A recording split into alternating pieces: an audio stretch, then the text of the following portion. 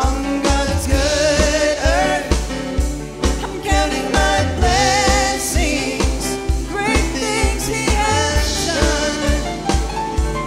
Fighting the good fight with blessed assurance that the battle is already won. Great and highly favored.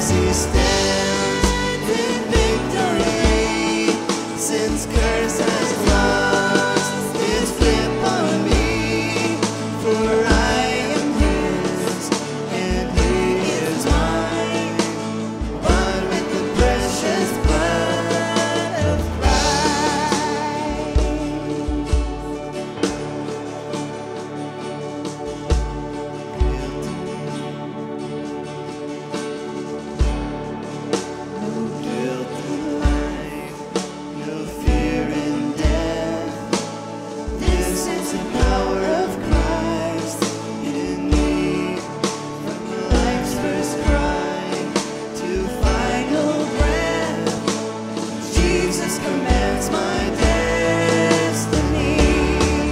No power in hell, no scheme of man can ever pluck me from his hand. Till he returns or calls me home. Here in the power of Christ I'll stand.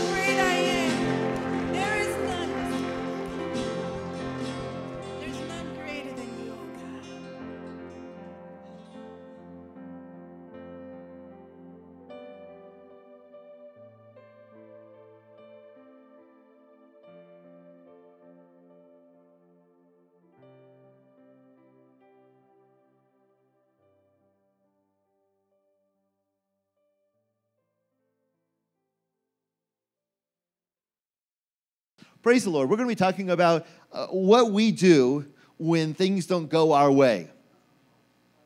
How many have ever had a situation, after you came to know Jesus, where things didn't go your way?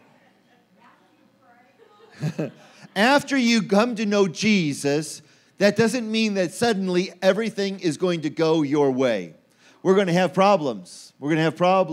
I was just mentioning that this week on Thursday and Friday, I'm going to be with the missionaries there. They talked to me last week saying, please pray for us. We are in a situation where in the remote areas, in the mountainous areas of Jalisco, the violence is increasing. 5 were executed 3 doors down from where they live by gun. They heard the gunshots, and there's enough danger that the government actually has given them a big placard to hang in their car as they're driving around, talking about this shelter that they are building and helping in a social way, trying to give them some level of protection, that they are helping the community as they're traveling around. Tomorrow morning, I'm going to be traveling to Los Altos of Jalisco in San Miguel and Jalos, and with the pastor that we're going to meet with first said, leave your car with me, because we're going into an area that 9 were murdered just 2 weeks ago, with the violence increasing. And it seems to always happen around the election time. And so we are living in a day and age where things don't go how you would like them to go. You like everything to just flow smoothly. Yesterday, or day before yesterday, as I was waiting in the airport to come home from Puebla, I was talking to another pastor from Monterrey, and he just starts crying. And after a few moments, I'm able to discern what the problem was, that his 29-year-old son, 42 days earlier, had died of a brain aneurysm and suddenly passed away. And here he was, and I was talking to him, trying to give him some comfort, and he says, I've been the pastor that says to the grieving parent or to the grieving person that they're in a better place, but now here I am. And he's just crying and weeping. Sometimes things don't go our way. And when things don't go our way, we have to wonder how it is that God can still use the situation, and how can we hear from God. I remember one time when we were traveling in Michoacan, we traveled up into the mountain area, and we were going to do a vacation Bible school. And some of our youth from the church here went with us. Mayra had prepared the ministry for vacation Bible school to go up into this area, Barranca Seca. And when we got there, it was colder than we were expecting. Everyone expected to go to the beach and it'd be hot, and we were going to suffer with the heat. But then when we got there, the leader, the one that knew where this community was, because it doesn't show up on a map, took us way up 8 hours into the mountains, and it was cold. And everyone was shivering, and we came prepared for a hot weather, and no one had a coat, no one had correct stuff to do. But anyway, we were there, and the pastor got up early and was leaving, and nobody was ready to go yet. And so he left, and he went up into the mountain area, maybe a half a mile up, and you could see him kind of up there in that area with a couple of other people. And when he came back down, my wife looked at him and said, Alejandro, what did God say to you? And you know what he said? He said, nothing. God doesn't speak when it's this cold.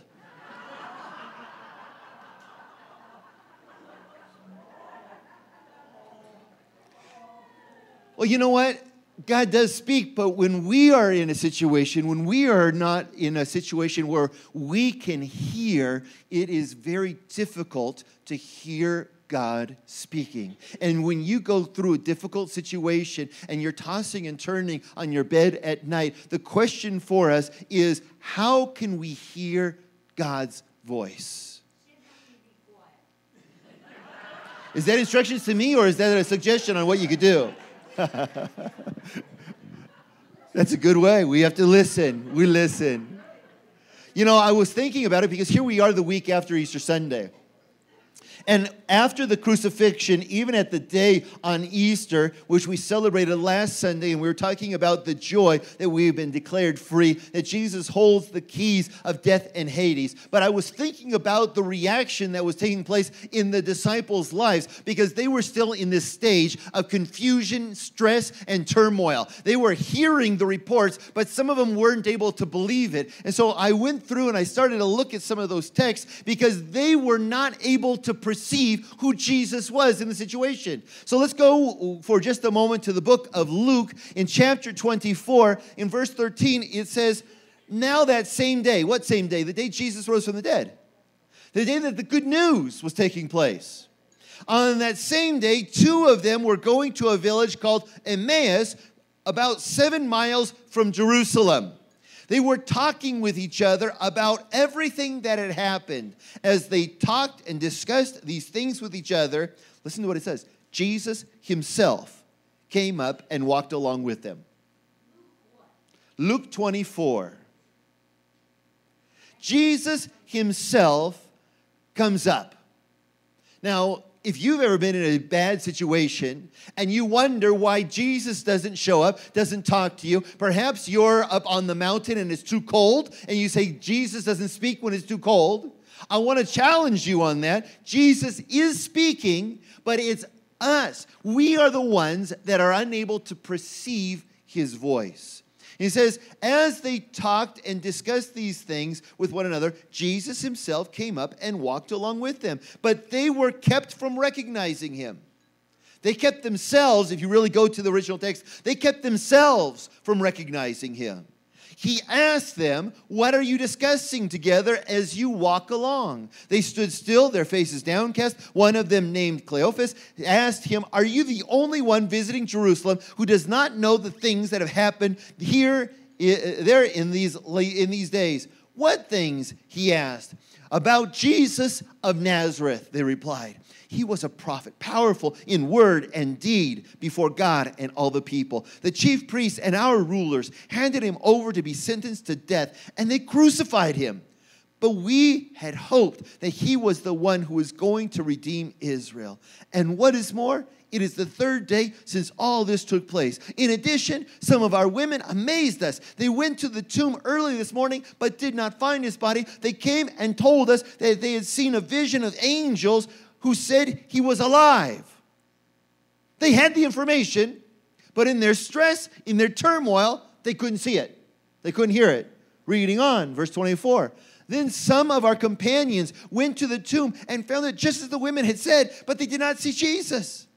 He said to them, how foolish you are, and how slow to believe all that the prophets have spoken. Did not the Messiah have to suffer these and then enter his glory?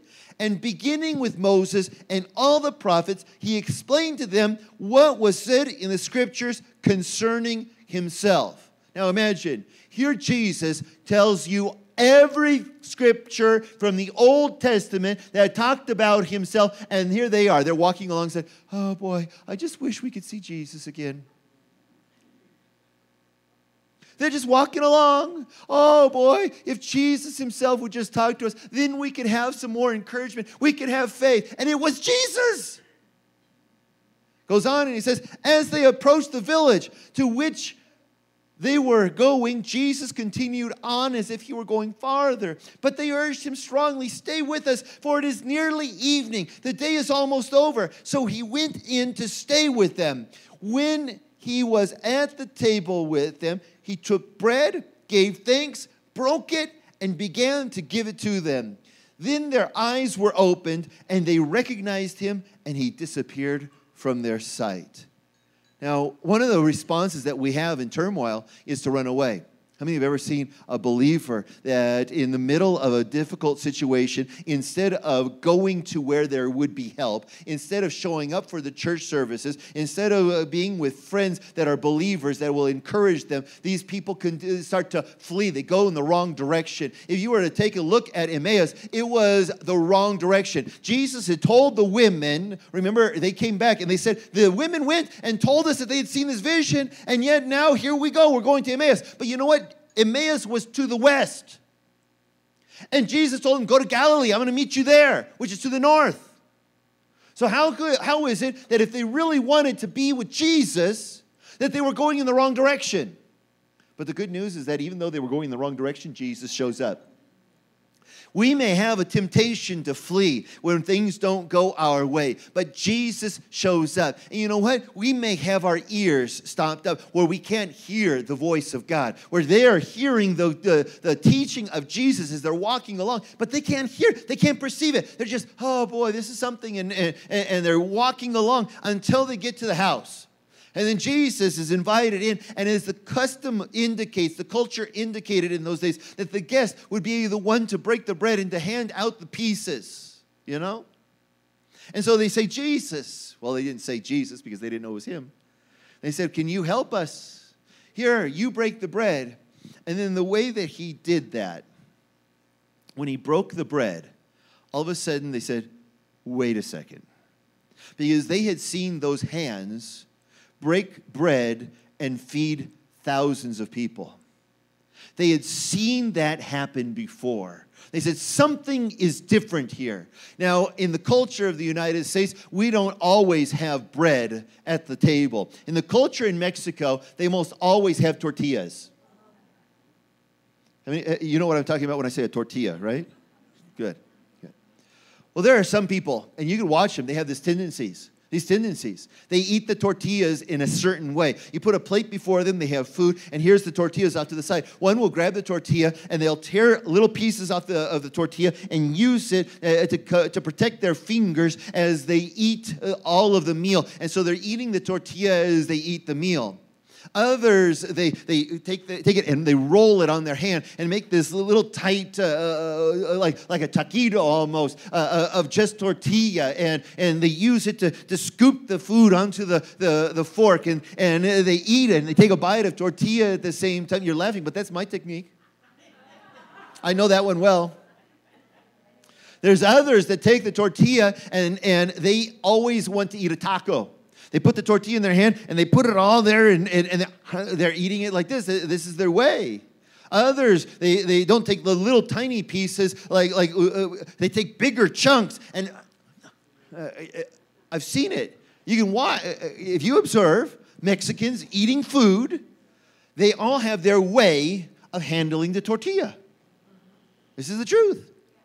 And in the day of Jesus, there was always the breaking of the bread. Even to the day when, before he was crucified, he had his disciples with him, and he broke bread, and he said, this is my body, do this in remembrance of me. So he had this special way of breaking the bread. And although he had taught them on the way, although these two disciples had heard the words, they were not able to perceive what was being said to them as being from Jesus because they were blinded to it by their own emotion, by their own circumstances. You know what? We all go through that. There's times when we need somebody else to come alongside of us and just tell us the truth. And we may not understand that it's the truth. But we didn't finish reading the text, and we're not going to today. But in the text, it goes on as they say, wasn't our hearts burning within us as he spoke to us on the road?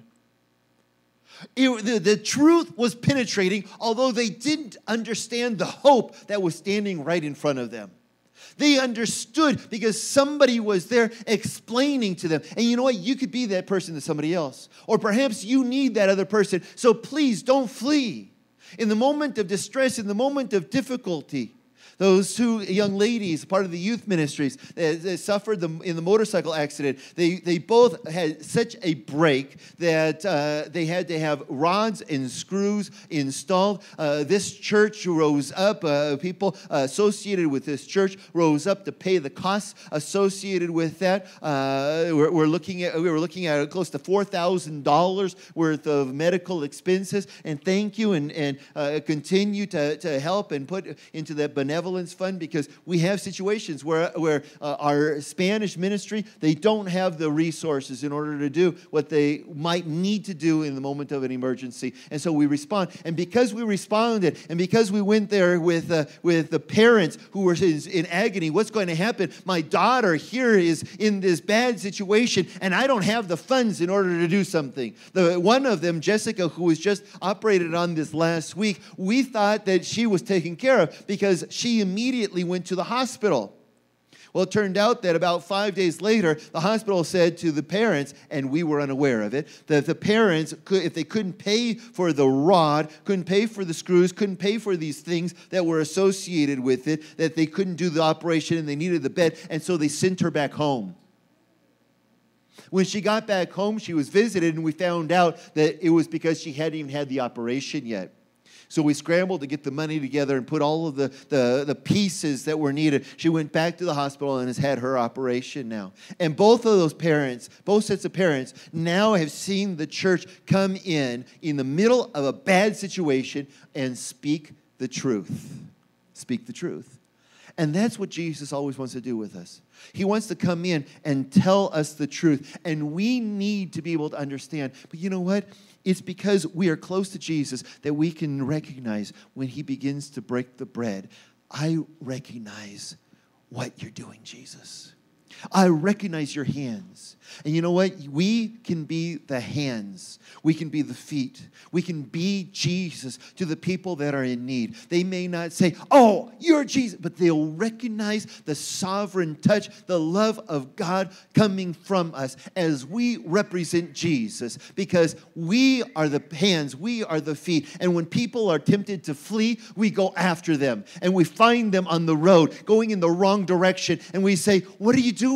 Why are you all what are you talking about? What's the problem? And we continue to share, and there's going to be a moment when their eyes are open and they say, oh, our heart was burning as Jesus spoke to us through you. Another example that I found is here in John 21. It says, now Mary stood outside the tomb crying. As she wept, she bent over and looked into the tomb and saw two angels in white seated where Jesus' body had been, one at the head and the other at the foot. They asked her, woman, why are you crying? They have taken my Lord away, she said, and I don't know where they have put him. Now imagine, she is so distraught with the circumstances because her Lord and Savior has been taken away. And she doesn't know where he is exactly. And now she has before her two angels. Now, maybe I'm strange.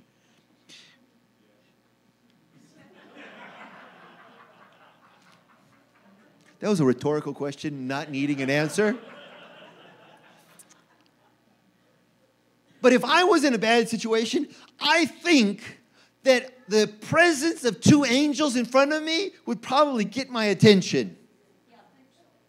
You would think so. I mean, here are these two beings that are glowing with glory, and she's crying, oh my goodness, my life is over. And she doesn't even, it's not like, wow, God, you must be doing something great. Look, there's angels in front. She is like no impact. You know, there's people, they come into church, and they're crying over a certain circumstance. And people are leaving and they say, wow, the presence of God was dynamic in that place. And they say, oh, really? Didn't notice. How sad. But here was Mary in this situation. And at this, she turned around and saw Jesus standing there. But she did not realize it was Jesus. Oh, it's another time happening the same thing. People who should recognize Jesus, who are disciples, who are followers of Jesus, they can't recognize him for the moment because of the bad circumstance that they find themselves in. She's not impacted by the angels, and even Jesus is standing there in front of her, doesn't realize that it's him. He asked her, woman, why are you crying? Who is it you're looking for? And think about this. Thinking he was the gardener, she said, you know, praise the Lord that God can speak to us through our gardeners. And she says, "Sir, if you have carried him away, tell me where you have put him, and I will get him." Jesus said to her, "Mary." She turned toward him and cried out in Aramaic, "Rabboni," which means teacher. So here is Mary, and her response wasn't to flee, but her response was to cry. You know, that's a natural reaction. I saw this in the pastor that I was talking to 2 days ago, whose son, he says, "My father has passed away, my brother has passed away, my sister has passed away, but none of them have impacted me the way that my son's passing away has impacted me." And continued to cry and just poured out this emotion. And the problem is that when we're crying, sometimes we can't perceive things correctly. If your eyes are filled with tears, it's going to be very hard for you to focus. And so Mary is crying. The angels have already told her what has happened. She's seen the angels, and that wasn't enough for her. I have to believe that the majority of you, if an angel showed up and spoke to you in your bedroom, you'd believe him. But it wasn't enough for Mary. She turns around and sees Jesus there, but doesn't even know it's him because she's still so overwhelmed with grief. She's crying. You know, it's okay to cry, but we can't let our tears stop us from moving forward. It's okay to cry, but on the way, we wipe our tears as we're able to see and continue to move forward and do the things that God is asking us. Crying is a natural reaction, more natural for some than others. We can't stop a natural reaction any more than you may be able to stop breathing for a period of time. But we can't allow the tears to stop us from moving forward. And so Mary, looking here at Jesus, says, "Oh, if you are the gardener, just tell me where you put him and I'll go find him." But you know, who was Mary? Let me remind you. Mary Magdalene was one that had a reputation in town. She was one that had a reputation in town. She was a prostitute. And she also was demon-possessed before coming to know Jesus. Jesus had to cast out demons. And probably the majority of men that she came in contact with called her all sorts of things, but not her name.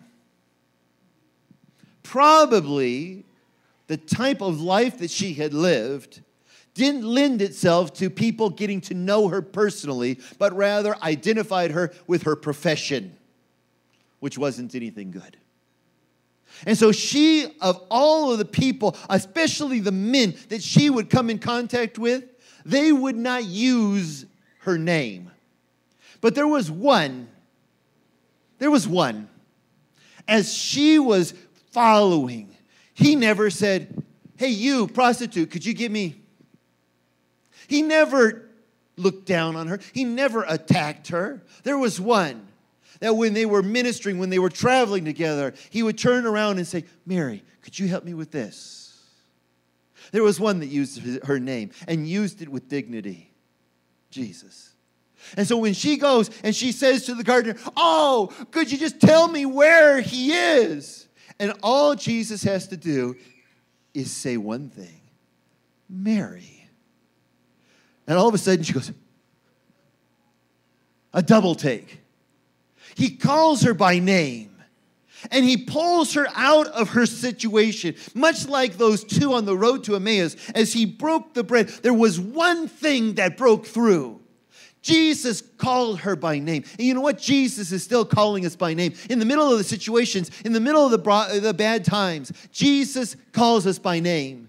And Jesus knows who we are, knows where we are. He treats us with respect, and we should respond in treating him with honor, love, and respect as well. And this was the response that Jesus gave. And it was all that was required. Mary didn't have to hear more. She wanted to jump for joy. She wanted to grab Jesus' feet and worship him right there. And he says, "Whoa, I know you know who I am now. And that's what it takes sometimes for us when we're walking in a bad situation and we can't perceive that Jesus is walking right in front of us. All he may say to us. And it may not seem like it changes much of the situation. Our situation may be still a bad situation. But he comes along and he calls us by name. This last week, as we read through the book of Revelation, or we started into the book of Revelation, there is a part where he says, I'm going to give this church a white stone upon which is written a name that only you know. He has a special name that will break through all of the situations, all of the bad moments, all of the bad feelings. Our tears themselves will be wiped away as Jesus says our name, and he calls us by name. Well, there's another example. Afterward, you know what? I think that one of the texts must have been written incorrectly. John 21 is what it says here. I need to verify it. But afterward, it should be John 21. The previous one, I think, was in Luke, not John. When it said John 21, the text of Mary, I think it might have been in the book of Luke. But I'll verify that later. John 21, 1 through 13, if that's correct. Let's look. We're going to make sure, because sometimes I go off of my notes and then I don't have my notes correct. You know, isn't that terrible? John 21 is correct. This particular part is correct. Now I just lost my notes. Isn't that wonderful? Technology. John 21. All right. Afterward, Jesus appeared again to his disciples by the Sea of Galilee. Who's there? Jesus, right? And the disciples are probably going to say, oh, look, it's Jesus. We're going to be all excited about this, right? Well, if you follow the theme of today, probably not. And he says, it happened this way. Simon Peter, Thomas, also known as Didymus, Nathanael from Cana in Galilee, the sons of Zebedee, and 2 other disciples were together. So 7 in total. I'm going to go out fishing, Simon Peter told them. And they said, we'll go with you. So they went out and got into the boat, but that night they caught nothing. Early in the morning, Jesus stood on the shore, but the disciples did not realize that it was Jesus. Surprise, surprise, huh? He called out to them, friends, haven't you any fish? No, they answered. He said, throw your net on the right side of the boat, and you'll find some. When they did, they were unable to haul the net in because of the large number of fish. Then the disciple whom Jesus loved, John, said to Peter, it is the Lord. It is the Lord. As soon as Simon Peter heard him say, it is the Lord, he wrapped his outer garment around him, for he had taken it off. Actually, the text says he was almost naked in original. So it's a good thing he got dressed. He jumped into the water. He didn't wait for Jesus to say, come to me walking on the water. He said, I'll swim if I have to. The other disciple followed in the boat, towing the net full of fish, for they were not far from the shore, about 100 yards. When they landed, they saw a fire of burning coals there with fish on it and some bread. Jesus said to them, bring some of the fish you have just caught. So Simon Peter climbed back into the boat and dragged the net ashore. It was full of large fish, 153, but even with so many, the net was not torn. Jesus said to them, come and have breakfast. None of the disciples dared ask him, who are you? They knew it was the Lord. Jesus came, took bread and gave it to them, and did the same with the fish. All right, so we have another story. I think it's interesting because here in the discouragement of Peter, he decides to go back to his previous life. Remember Peter? He was a fisher. He was a fisherman. And actually the way he met Jesus, you may remember, he was there on in his boat cleaning the nets after a night without anything. He had fished all night long and hadn't caught anything. And so while Peter was there, Jesus comes to Peter and says, can I use your boat? Let's go out just a little ways from shore. And Jesus is this master communicator. And he has this multitude of people around. And there's something about water. It amplifies the voice naturally. And Jesus knew as he got a little away from shore, as Peter continued to work there in the boat, he continued to teach from the boat all of the multitude. And when he completed the teaching, he looked to Peter and he said, Peter, let's go out to deep waters. We're going to go fishing. And Peter said, Jesus, you're a great communicator, but I'm a fisherman. I've fished all night long, and I haven't caught anything. Nothing. And he says then this one thing, but because you say so, I'll do it. I'll do it. You know, one of those doubtful things. I'll just show you how wrong you are. How many have ever tried to say that to God?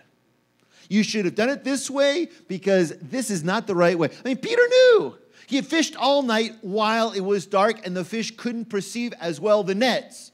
And now that it's light out and it's sunny, you're not going to catch anything. But, you know, because you said so, I'll go on out. I'll go on out. He throws the net into the water, and suddenly there is such a large harvest of fish that he can't haul it in. He has to motion to come out, some other people, the sons of Zebedee, James and John, and they come over with their boat, and between the two of them, they fill up both boats with all the fish. That was the previous example. So now, Peter, after things didn't go his way, I mean, think about it. Peter has really condemned himself. Peter is the one that denied Christ 3 times after being warned that he was going to do it. Peter saw Jesus crucified. Jesus knew what Peter had done, and Peter knew that Jesus knew it. So Peter comes up with this great idea. I think I'll just go back to my old life. Sometimes that's the response that people have when circumstances don't go their way. They don't give God a chance. They go back to their old life before Christ. They don't just go in the wrong direction. They just return home. They just go back. And Peter must have been a great encourager because he encouraged 6 other disciples to follow him. What a leader. Unfortunately, he led them going the wrong direction, but he was a leader. Even ones that weren't fishermen before went fishing with Peter. I can understand Peter saying to James and John, come on, you go with me. We're going to go fishing. I can understand that because they were fishermen before. Maybe they said, this is a good hobby. Let's go do it. We'll get our mind off the circumstances of our life. But he was able to convince people that didn't even go fishing. I mean, I'll tell you, of all the people that you know in your life, probably the worst fisherman you know is standing right here in front of you. When I go fishing, nobody catches fish. I remember one time when I was pastoring in Northern California, I had said that. I had said that. And one of the men in the church says, I don't believe that, Pastor. I'm going to invite you to go fishing with me. I said, well, you do that at your own peril. He said, no, I know this place where you can't help but catch fish. There are so many fish, you throw the hook in, even without bait, you're going to snag something, you're going to catch fish. I said, well, let's go. So we went. We went. Oh, he was sure full of faith. Matter of fact, I remember how his wife came to know Jesus. Talked about the church as my wife was out mowing on the riding lawnmower around the church. It was a large lot, and it started to tell him about Jesus over the fence, the next door neighbor of the church, and went to his wife and said, let's go to church. And you know what her response was? That she would go to church when pigs fly. Well, evidently, pigs were flying that day because they came to church and got saved. And a few months later, he invited me to go fishing. And so we go out there. And he said, this is a spot. This is a spot. Look at this, Pastor. This is going to be. And I throw in the line and wait. And nothing. Nothing. He throws in the line and he waits. And nothing. and nothing. He says, I don't understand it. It's always immediate. There's so much fish in this pond that it's impossible not to catch fish. And so he started to walk. And when he got on the other side of the lake, when he was as far away from me as possible, he did catch one. But he came back that day, and he said, Pastor, you're right. I'm never going to invite you to go fishing again. And so I don't know who Peter invited, but evidently it was somebody like me. Because they went fishing, and that night they caught nothing. Nothing. And so there they were fishing all night, and there's this guy that they don't even know who it is. It's Jesus, though. 100 yards away, they can't quite make it out. They don't hear his voice and recognize it. Their situation is such that they can't recognize Jesus even when he's right in front of them because of their emotion, because of the condition of their life. And Jesus says, friends, cast your net on the other side. We're like, okay. Threw the net on the other side. And immediately when John saw that, he says, that's Jesus. It wasn't because he recognized, all of a sudden his vision got better. It wasn't because he understood the voice of Jesus, seeing what Jesus had done before. He said, I've seen this happen before. He's holding these fish, and they're all flopping around in the net. And he's saying, that's Jesus. This can't be anything but Jesus. That's Jesus. And Peter hears that, and he says, you're right. And he jumps in, and he abandons them all. Because Jesus is showing up in the situations of his disciples, of his followers. When they're in desperate situation and they're wanting to give up, Jesus can still show up. All we need to do is look for his hands when he's breaking the bread. All we need to do is listen for his voice when he says our name. All we need to do is watch the way that he changes the circumstances and provides miracles for us. Jesus comes through. You know what? That so energizes him. That here Peter gets to the shore dripping wet. And you can't swim through the water without getting wet. And Jesus says, hey, Peter, bring some of the fish. Now, think about this. It says clearly in the text that there were so many fish that they were surprised that the net didn't break. First of all, a net has a certain amount of weight to it. A fisherman is used to the weight of the net. But later on, it says that there were 153 good-sized fish. Now, let's just imagine that a good-sized fish, and this is probably less, but a good-sized fish was about 2 pounds. Or we could say it in the terminology of metric, we can say a kilo per fish. So that would mean there was 153 kilos of fish if they were on the smaller side, even though it says big fish. If they were on the smaller, 153 kilos of fish plus the net. They're surprised that it doesn't rip the net. It's so heavy. But what I'm surprised about is that Peter could carry it by himself. That's what the text says. Peter went back. You know what? There's something about knowing that Jesus is alive. Something about knowing that the situation that you've been in isn't one situation that you have to go through alone. And Peter goes back just knowing that Jesus, he was the first one there. He saw, and he said, this is Jesus. And when Jesus says, go back and get some fish, he doesn't just go and say, okay, well, 2 or 3 should be enough. He grabs the net. That's what the text says. You forget what the text says? So it says, in verse 11, so Simon Peter climbed back into the boat and dragged the net ashore. Doesn't say, he said, friends, come and help me. They're all over there saying, oh, it looks like you already have fish and bread going. And Peter's over there in the water again with the net, and he's dragging it ashore. And it says, it was full of large fish. 153. But who is it that was climbing back into the boat? And who was it that was dragging it ashore? Peter. There's something about knowing that Jesus is with us in the middle of our circumstances. Now, let me just tell you, Peter should not have been energized in that moment. First reason, he had been awake all night. How many of you feel energized if you've had a sleepless night? Okay. Secondly, he hadn't eaten anything yet. He had no fish. And Jesus hadn't offered the fish to him yet. So he had no sustenance, no food going in. Peter, in the natural, should not be strengthened right now. But Jesus shows up. And in the moment, his circumstances change. And, you know, they say adrenaline. A mother can lift a car off of her baby, etc. I don't know.